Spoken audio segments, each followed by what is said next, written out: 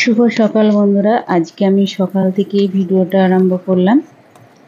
আর দেখো সকালে উঠেছি অনেকক্ষণ, ভিজে জামা কাপড় ছিল, কালকে তো বৃষ্টি হয়েছে, মানে কাচতে সকালেরগুলো সব শুকনো হয়ে গেছে, তা বেলায় যেগুলো ধুয়ে দিয়েছিলাম সেগুলো সব শুকনো হয়নি, তো সেগুলো সব ছাদে দিয়ে এলাম। দিয়ে এসে এবার টিফিনের দিকে চলে এসেছি। তো আটা মাখাও হয়ে গেছে, রুটিও আমার করা হয়ে গেছে, আর মেয়েদের পরোটা করেছি আর আলুর দম করব। আর আজকে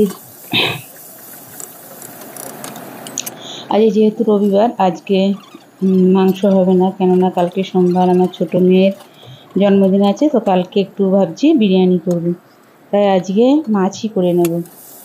তো মাছ আমি ফ্রিজ থেকে বার করে রেখেছি, এখন মাছে এবার বরফ পুরো জমে আছে। তো যাই হোক, আমি আলুটা কালকে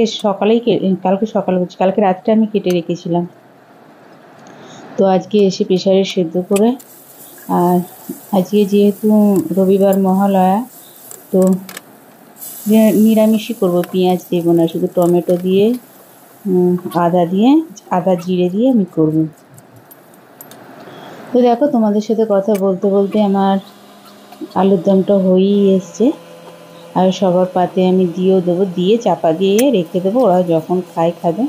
কেননা আমার ওপরের ঘর এখন মুছতে বাকি আছে, ওপরের ঘর মুছবো, তারপর আমি নিজে ঠাকুরকে খেতে দেবো, তারপর আমি নিজে খাবো। তো আমার পুজো দেওয়া কমপ্লিট,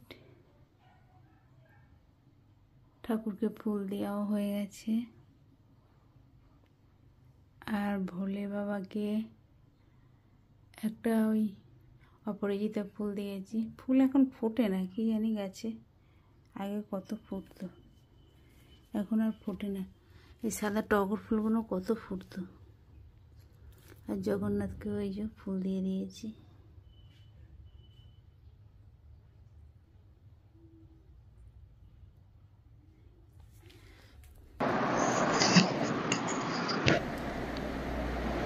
তো এখন দুপুর হয়ে গেছে, আমি রান্নার দিকে চলে এসেছি।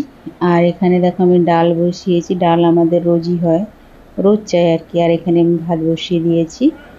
আর আজকে কি মাছ করেছি দেখো, মাছটার রান্নাটা তোমাদের কেমন দেখে লাগছে দেখো। থোর ভাজা করেছি, আর এখানে কমপ্লেট মাছ না কি বলে জানি না ঠিক, তোমরাই বলবে।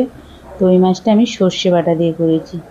আর পেঁয়াজ আর ওই টমেটো দিয়ে করতাম, কিন্তু যেহেতু সর্ষে বাটাটা ছিল ফ্রিজে, তো খারাপ হয়ে যাবে, সেই জন্য আমি সর্ষে বাটা দিয়েই করেছি। চলো আমার রান্নাগুলো কেমন লাগলো অবশ্যই বলবে।